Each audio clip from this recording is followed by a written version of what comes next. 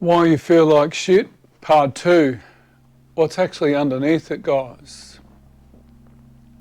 It's not an easy subject, this one. It's a subject that we men tend to avoid.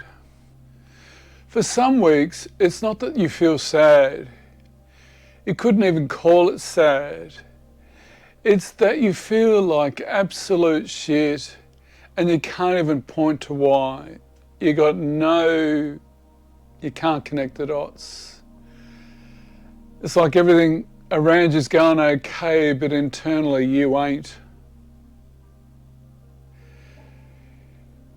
You know, one of the shorts I put up, why you feel like shit, it's not laziness.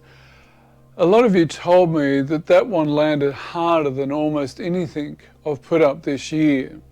So tonight I want to dive in a little bit deeper. You go a layer deeper than 40 seconds can ever can. Because here's the bit that most men don't say out aloud, even in this chair. It's not the flatness. It's what the flatness turns into by the time it reaches the people you love. And I can take a stab in the dark here that I think you know what I'm about to talk about. You come home from a day of feeling like shit, and instead of telling someone that, you snap at your partner over something that was just generally doesn't deserve a snap. You go quiet at the dinner table, you let everyone think you're just tired. You're sitting in the car for a minute before you go inside. Some of you know exactly what I mean by that. 10 minutes, engine off, phone in hand, not actually looking at anything on it. You're just sitting there, just not ready to go in and perform the fine yet. You know, I'm fine, I'm good. What's in that space? Or it's smaller than that even. Someone asks how work was and you say, yeah, flat out. When what actually happened is you sat at your desk at 4 p.m. feeling like you were dragging your own body through wet sand, and you didn't tell a single person that. You just bottle it up.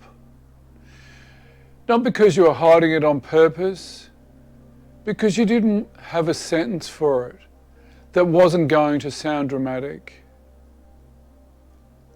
That's not laziness. And here's the thing that surprises most blokes when I say it out loud in the session. It's not really anger either. Not underneath. Now just stay with me on this. And when I go underneath, that's inner health. Let's dive in under the hood, shall we? In this one, I want to walk you through what's actually sitting underneath that irritation, that silence, why it lands there instead of someone more honest. And one thing you can actually do with it, not 5 tips, just one thing. I want to keep it easy. The first part is learning to recognize. You've heard me talk before about the iceberg model.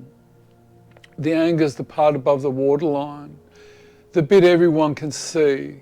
Underneath it, there's usually disappointment, helplessness, fear, powerlessness, lack of control. There are a lot of other states of being or emotional states that sit underneath the waterline. For a lot of us guys, there's something else sitting down there too, and it almost never gets called by its own name. A low, heavy, running on empty kind of depression, flatness. I don't like to use the word depression. I prefer to go with flatness, a heaviness. Technically it is depression, but we all fear depression because depression is so linked to mental health. And it's a difficulty. Yes, when we're flat, we are depressed, or we're having a depressive episode. It may not necessarily be clinical depression. Now here's why. Anger is the emotion men are allowed to, well, historically we've been allowed to express. Everything just gets rooted through our anger. So when the lows hit, when it's actually depression, actually exhaustion of the soul rather than the body, as everything being everyone else's fault today, as going quiet, because talking feels more like an effort than it's worth, and calling that just a bad day instead of what it actually is. You know, we blokes tend to intellectualise it, we tend to overanalyse it, we tend to overthink it. We can't put the right words to it, and we just keep ruminating over these things. Now I know how that might sound like I'm pathologising being pissed off on a random Tuesday. I'm not. Everyone's short with the kids sometimes. Everyone's got a day where they'd rather not talk. What I'm pointing to here is a pattern of this. Weeks, not a day, where irritation and shutdown have quietly become the only two settings you have. You know, it's either one or the other. And the real thing that's underneath it is getting missed. Irritation or silence? Which one? Have a think honestly right now. Which one's yours? Some of you, you know, you may snap first and go quiet after, and when you've snapped, you'll be regretting it and feeling ashamed for snapping. Some of you skip that and go straight to quiet and never even get to snapping. You'll shut down, just go into the silo. Nothing gets in, nothing gets out. Funk and glunk. Oh, we're there. Off to the man cave perhaps. And it's not just showing up in what comes out of your mouth. I've talked before about the body keeping score, and this is exactly that territory. The jaw that's tight for no reason. The sleep that's technically 8 hours but somehow does nothing, wake up fatigued. The low hum of tension sitting on your shoulders that you've stopped noticing because it's just been there for so long it feels like baseline now. That's not separate from the irritation and the silence. That's the same thing, showing up in a different room of the house, so to speak. You know, how do we learn to recognise this? I think in the last week's video we talked about loneliness. And here's what makes things worse. Both of these moves, the snapping and the shutting down, do exactly the same job. They push the people closest to you further away, right when you actually need someone closest to you. You know, perhaps we believe deep down we don't deserve when we're in these moods. We don't deserve them to be close.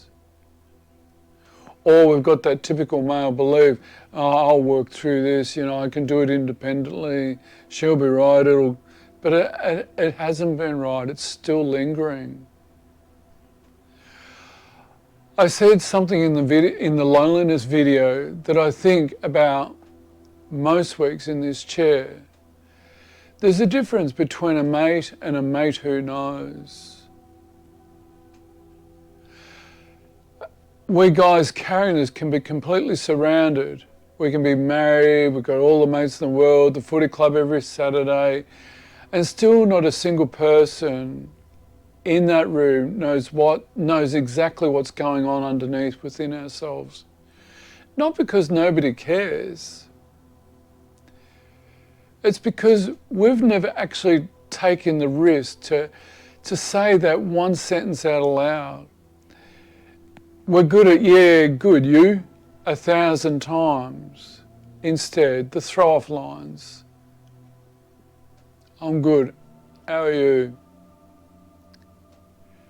How do we begin to recognise the deeper stuff within ourselves? Here's the part I want you to actually walk away with tonight, out of everything. The one gem, I hope. And yeah, it's that vulnerable, sensitive side of ourselves, and I think that was in one of the other videos. The same sensitivity I talked about a few weeks back. The thing you were probably told your whole life was a flaw is the exact same capacity that lets you feel this stuff instead of discharging it sideways as anger or shutting down completely, so you don't have to feel it at all. What are we shutting down? What are we, when we're getting irritated, how raw deep down are we? Yes, the numbing it out, that's the easy exit. Raging it out, that's the easy exit too. It's just a louder one, and there's more shit and shame that we carry for it, and the regret, and then we kick ourselves for it, so it's got an added component to it. Actually feeling it, actually being able to sit with, I feel like shit, and I don't fully know why, and stay with that instead of converting it into something else. That's the harder road. It's also the only road that actually goes anywhere. So no, the sensitivity was never the weakness. It was never the problem. It might genuinely be the doorway out of this one. How do we learn to be present to ourselves and our sensitivity? Well, that's changing the ballpark here a bit, boys, but bear with it. Yes, there is a vulnerability in us, and it's how do we learn to have a relationship to ourselves in there? Because guess what? Our partners are waiting and for this connection, because the more we connect to our sensitivity, learn to process, connect the dots with our sensitivity, the more empathy we develop, and it deepens the connection, the loving connection we have to others, and particularly to ourselves. How do we learn to express this stuff? So here's the one thing for this week. Not 5 things for beating depression, not a checklist, just one thing. Next time you catch yourself snapping at someone who didn't deserve it, or going quiet when you said you'd normally have something to say, stop for 1 second before you do either, and ask yourself the actual question, not what's annoying me right now, what's actually sitting underneath the irritation? Just breathe into your body. What is really underneath the irritation? And yes, one of the first things you might say as a bloke is, I don't know. Let's honour that. Look, can we all, I'm humorising it, not taking the mickey out of it, but we don't know. And it is like learning to connect the dots. Now, as we're learning to connect the dots, we're sometimes going to get this right and sometimes not going to get this right, and it's practice. Under the irritation, breathe into your body. Connect to the intuitive voice. Yes, the intuitive voice, not the logical, rational 2 + 2 = 4 voice. But just listen to your body. Then say one true sentence to one person. Doesn't have to be a partner, doesn't have to be a best mate. It could be a text if that's easier than saying it out aloud. First go. That still counts. And I'm not fine. Not the blow up either. It's something closer to, I've been running on empty for a while now, and it's been coming out sideways. And I wanted you to actually know what's going on inside me. It might be just, hey, guess what? I'd hate to admit it, but I'm just not coping. I'm just feeling really overwhelmed with all the pressure. Now that one sentence ain't gonna fix the whole thing tonight, and it's not meant to. But it's the first move that's neither irritation nor silence. And honestly, that's the whole game right here.